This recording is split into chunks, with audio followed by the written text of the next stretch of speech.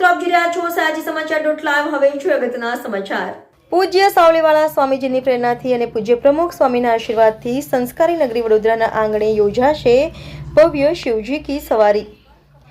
કાર્યક્રમ અંગે શહેરની ખાનગી હોટલમાં પત્રકાર પરિષદ યોજાઈ. સત્યમ શિવમ સુંદરમ સમિતિના પ્રણેતા ધારાસભ્ય યોગેશ પટેલની ઉપસ્થિતિ, દંડક ધારાસભ્ય બાળુ શુક્લ, સાંસદ હેમાંગ જોશી, પૂર્વ સાંસદ રંજનબેન ભટ્ટ, ધારાસભ્યો વિપક્ષી નેતા ચંદ્રકાંત શ્રીવાસ્તવ, મયંક પટેલ પણ હાજર.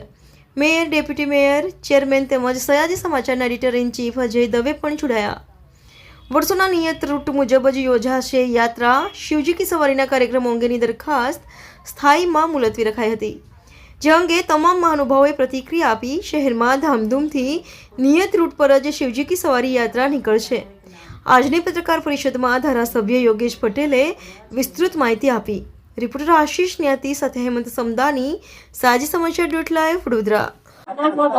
26 ફેબ્રુઆરીના રોજ મહાશિવરાત્રિના પર્વે સાલાનુસાર યોજાતા મુજબ સુસાગરની મધ્યમાં આવેલા સર્વેશ્વર મહાદેવની આસપાસ મહાઆરતી 7:15 વાગે જે રીતે થઈ રહી છે એ રીતે થશે.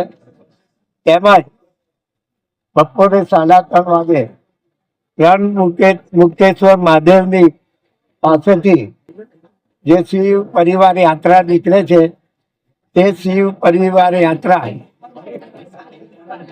પ્રતાપનગરથી માંડવી, નાય મંદિર, સુસાગર, ત્યાંથી Khanderao market, fire brigade, Hanumanji મંદિરથી મહાઆરતી 7:15 વાગે થશે.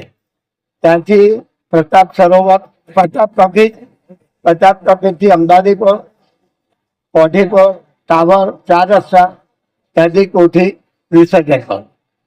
ખાસ કરીને વડોદરા શહેરના શિવ ભક્તોને વિનંતી, જે નિયમોસર જે રીતે કાર્યક્રમ થાય છે એ રીતે જ કાર્યક્રમ થશે. કાર્યક્રમમાં કોઈ ફેરફાર નથી.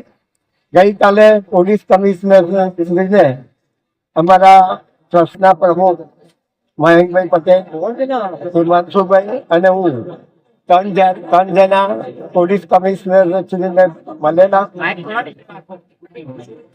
Police commissioner Shri, CB, corporation, આ બધા જ મંગળવારે એ લોકો ભેગા થવાના છે અને સુવ્યવસ્થિત રીતે જે રીતે શિવજીની સવારી નીકળે છે, પરિવાર યાત્રા નીકળે છે, તે જ રીતે નીકળશે.